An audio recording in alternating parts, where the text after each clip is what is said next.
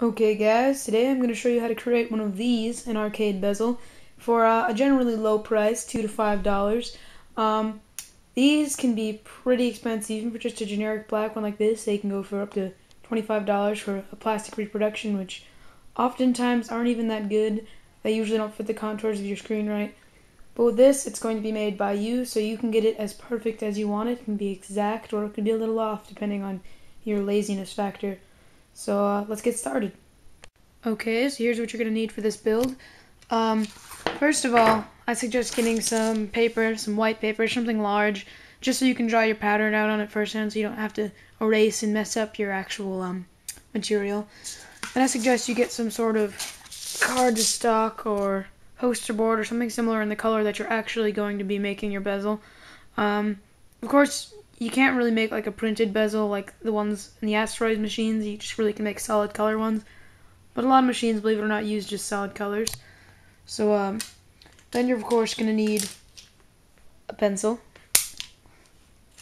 and a ruler for drawing all these stuff on. I also suggest having just a tape measure, just because in cabinets a lot of the time it's not too easy to get in there with a ruler. Then you're going to need scissors for actually cutting out the pieces of your bezel, and then finally a stapler to hold all the stuff together when you put it in the cabinet. Okay, so you see that I took the glass off of the Neo Geo, and most arcade machines, they have this like kind of wooden lip around the monitor, maybe lined up or maybe ahead of it. It's just for the glass to lean on when it's over the screen. And what you're going to want to do is, you see right here where this wood meets here, take a measurement from here all the way across to here, and that's how long the bottom piece of your bezel is going to be. And then you're going to want to measure the lip right here, this long lip, and that'll be your first line. And then you have to measure from here to here on the screen. That's how thick the largest piece of your bezel is going to be. And right here in the middle of the screen, you probably won't be able to tell on my camera, but on most monitors there's one pixel missing, and that's the exact middle of the screen. So measure from that to there, and that's the lowest point on your bezel.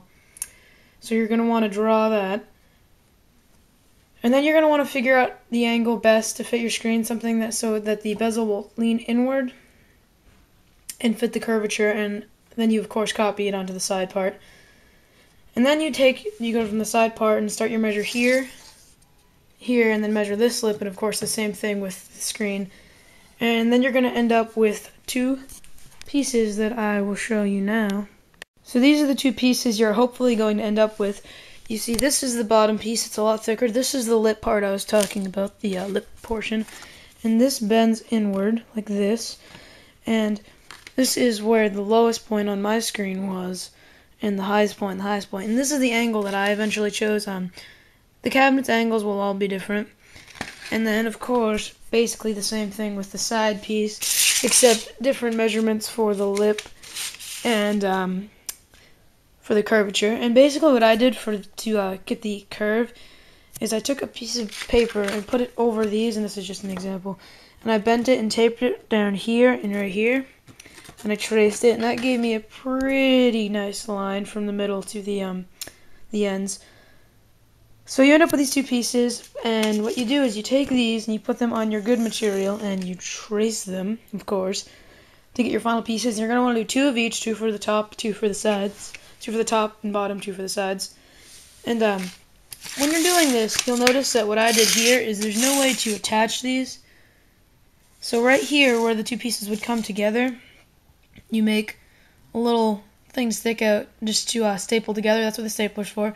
So when there's two little things, they come together, and you staple them, and then they'll sit on your screen onto the curve very nicely. So yeah, basically that's how you do it, and you end up with a pretty nice product, not unlike that one, which will fit the curvature of your screen. Now, I've already built one. This isn't actually the one I finally came out with, but I built one for the restoration of my Neo Geo, but you're not going to get to see that yet. You're going to see that when the restoration video is up, which hopefully will be up soon. So keep your eye out for that, and thanks for watching.